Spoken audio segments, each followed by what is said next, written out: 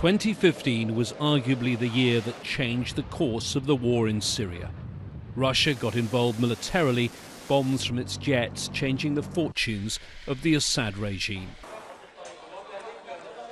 Earlier in the war, according to international inspectors, the regime had used chemical weapons on a number of occasions. A red line had been crossed, but the US leader, President Obama, did not act. In response to a growing crisis, the international community came together unanimously around a UN Security Council resolution that's been quoted by world leaders ever since. With the United Nations Resolution 2254. The Security Council Resolution 2254. Resolution 2254. Dans la résolution 2254 de 2015. Der Resolution 2254 des UN-Sicherheitsrats. It was supposed to deliver a ceasefire and peace talks.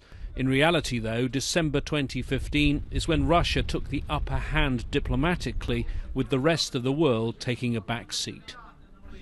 With both Turkey and Iran, Russia organised a new peace process in Astana and Sochi.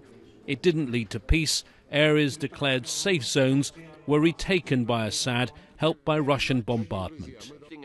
2 UN envoys continue to work diligently trying to pursue talks. But the latest efforts, setting up a committee to draw up a new constitution for Syria, have become bogged down. Many suspect this was Russia and Assad's plan all along.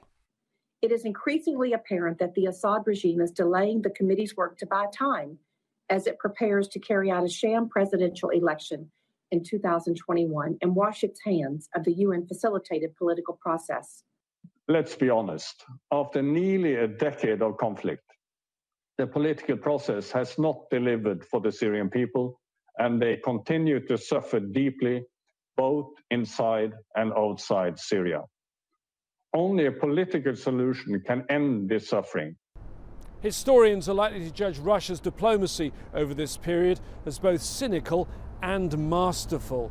They've used their air power in Syria and their veto power in the Security Council to change the course of the war. For the Assad government, they now can be less concerned about the international dynamics of the situation, but they must be deeply worried about things inside Syria. The economy is now at rock bottom. Their own supporters are increasingly unhappy. They may have almost won the war, but they risk losing the peace before it even starts.